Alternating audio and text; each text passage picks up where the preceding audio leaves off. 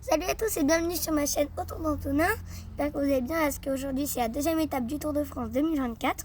Je vais vous dire mes pronostics, et l'étape et les maillots. Parce que la première étape, il y a déjà eu les maillots. C'est le but. Alors pour l'étape, c'est Cesenatico Bologne. Elle fait 200 km. Il y a 6 cols. Non, 5 parce que la côte de San Luca, elle va se faire escalader 2 fois. Et la deuxième fois, il y aura un bonus. Après, il y a la côte de Monticino. C'est un col en 3e catégorie. La côte de Galisterna, col de 3e catégorie aussi. Après, il y a le sprint d'Osa à 108 km de l'arrivée. Après, il y a la côte de Botteghino, 4e catégorie. Après, il y a la côte de Monte Calvo, 3e catégorie. Et la côte de San Luca, qui vont se faire escalader 2 fois. Qui est aussi un col en 3e catégorie. C'est à peu près 1800 en dénivelé. Ça fait quand même beaucoup en dénivelé. Moins qu'hier, mais bon, dont 3 côtes à plus de 10%. Une grosse étape parce que les coureurs, je pense que là-bas, il va encore, je crois que c'est encore une journée de forte chaleur. Hier, il y a eu un abandon. Je sais pas comment il s'appelle.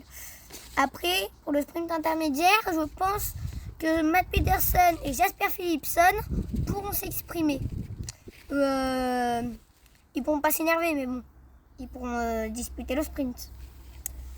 Après, étape en ligne pour les punchers, un peu comme Julien Alaphilippe, mais lui ne le fait pas. Il fait le tour de Slovaquie, de Slovénie, de Slovaquie, ouais. Et parce que du coup, il se préserve pour les JO. Et du coup, pour le classement, le maillot jaune, c'est Romain Bardet, avec 15 secondes d'avance sur le deuxième, qui est Van Der Broek, DSM aussi.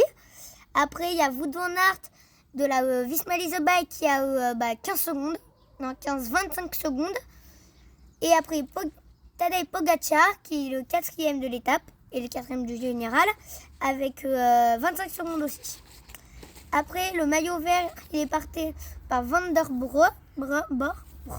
Breek. Voilà. Le maillot vert, c'est le maillot par points. Après, le maillot du meilleur grimpeur, c'est Jonas Abrahamsen. Après mes pronostics, Abrahamsen devrait essayer de garder son maillot à poids. Je pense qu'il pourrait avoir la même échappée qu'hier. Parce que tout le monde va vouloir prendre le maillot à poids. Donc Yoni Zaguirre qui se l'est fait prendre, mais de pas grand chose. Valentin Madouas qui a 2 points de lui. Et Romain Bardet, s'il a envie, il peut aller dans l'échappée pour essayer de garder son maillot jaune. Après, il pourrait aussi avoir Magnus Cort Nielsen qui pourrait sortir. C'est un bon puncher de la Uno X Mobility. Après, dans les cols à plus de 10%, je pense que Mathieu Van Der Poel, qui va être frustré de hier parce qu'il a terminé à plus de 10 minutes dans Romain Bardet, je pense qu'il va falloir essayer de se rattraper pour une victoire d'étape et pour se rapprocher au général. Après, Tadej Pogacar aussi, je pense qu'il va essayer d'attaquer dans la deuxième partie de la côte de San Luca.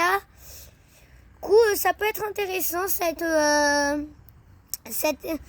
étape. Et du coup, je vous dis à bientôt et à tout à l'heure pour la fin de l'étape.